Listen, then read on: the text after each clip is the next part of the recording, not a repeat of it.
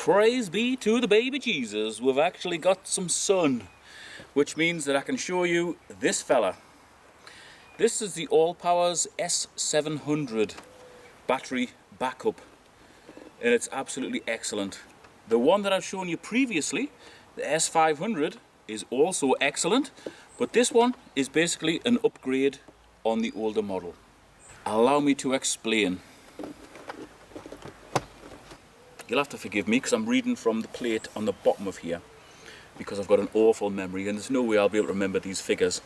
But both of these have a capacity of 164,000 milliamp hours, which translates into 606 watt hours, and that's based on it being 3.7 volts. To me, that means almost nothing. Basically, the higher the figure, the better these units are, and these are both the same. But what sets the new version apart is that it'll handle a greater draw from the battery. So with the 700, the battery will be able to provide 700 watts of continuous power or 1400 watts of surge power. So say you plug something in and it's a little bit too high for this, if it's drawn too much power, it will supply it, but only for a short time, and then it'll shut down.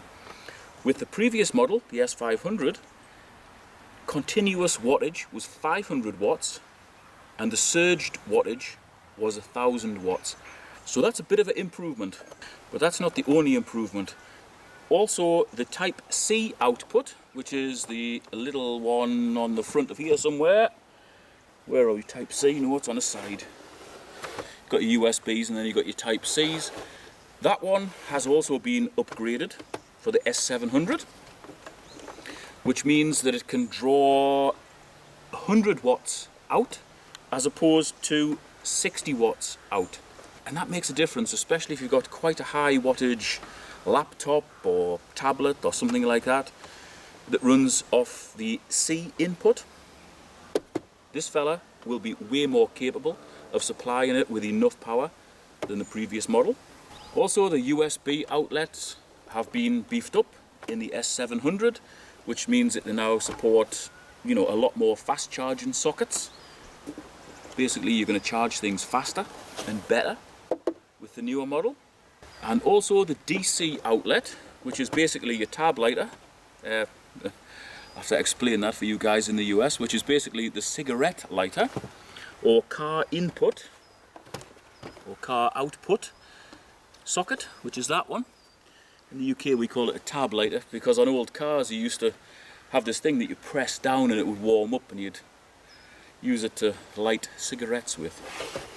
Well, I wouldn't, but I used to always use it for like lighting fires and so on. It was very useful. That one has been upgraded, so instead of it only supplying 5 amps out, which it did with the older model, the S500, it now supplies 10 amps out with the newer model. So anything you want to run from a 12 volt supply, from a tab lighter, from a cigarette lighter or a car input, a 12 volt input or output, you're more capable of doing it with the S700. One thing I forgot to mention there, because I never use them, is that if you're camping and you want a light, a really convenient one, just to allow you to plug things in and out of here or see your way around the tent, it's got a couple of lights on there as well. I've actually got it charging from 2 different panels, which I'll show you in a second. One has an Anderson input, the other one has a standard 18 volt DC input. You could also charge it from your car as well. If you had a tab lighter to go in there, you could charge it from 3 different outlets at the same time.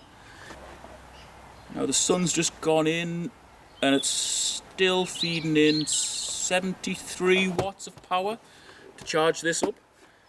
Strangely, the Allpowers panel, which I got with this, which I got with the 500, was only rated to be 100 watts. But when I plugged this in earlier in the year, it was actually pumping in 90 watts. And that seemed a little bit suspicious to me, because if you've ever had a panel, especially a folding 100 watt panel, you'll know that even in the height of summer, it doesn't feed in more than I don't know, 65 to 70 watts, even at the height of the sun.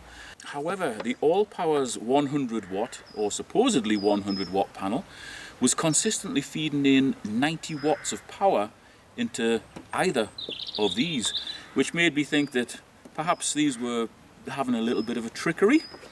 They might be overestimating the amount of power that comes from the panel, but I connected the Allpowers panel to another battery pack I had. I think it might have been the Rock Pals one, or possibly the Jackery one, and it was still pumping in 89 to 90 watts. So it makes me think that the 100 watt panel that I got sent out, maybe it wasn't 100, it might have been the one that was rated at 120. I don't know, it can't be that efficient surely, but it did a hell of a good job. So marrying the Allpowers panel to the Allpowers battery packs seems to work very, very well, and these do hold the charge as well. I've had both of these stored in the shed for numerous months, take them out, and they still have plenty of power. Whenever we get like a grid down situation, which we do get quite regularly because, yeah, I mean, we don't live in an extreme environment, but we do have trees regularly falling through power lines, we have ice bringing them down in the winter. These little fellas are worth their weight in gold. They're absolutely excellent. Last time we had a grid down, I think Newcastle were playing, oh, I can't remember who they were playing, but I know they were playing away and it was on Sky Sports. So we had no other way of watching it other than with the telly, with the TV, and the satellite dish. So I basically took one of these units, plugged everything into it in the house, and we had power to watch the football while the rest of the valley was absolutely pitch black. And also in my cabin where I work from, I've got a generator input. I've basically got like a round input into there, which leads to an ordinary plug. I put the ordinary plug into here, and if the electric goes off, I can run my laptop, lights, whatever chargers and whatever else I need to use from a simple battery pack, and I never miss a beat. I don't miss any orders, I can still answer my emails, and everything goes out on time. I'll just quickly show you this panel. There you go. It's just a simple bifold panel, reasonably compact, and as I say, it has inputted up to 90 watts at a time into one of my battery packs. As you can see, I've got a few more battery packs lying around here, which I'm going to be filming in a second. It's a very consistent panel, and it's not very expensive either. And none of the Allpowers stuff is outrageously expensive. It doesn't really have the name of Bluetti or Jackery, but it does exactly what those sort of products do. And it does it in a small, you know, reasonably light, compact package with a nice handle which folds away. It has numerous outlets on, and this has never failed me. The previous one never failed me. The solar panel has been used to charge up numerous other battery packs very quickly and efficiently.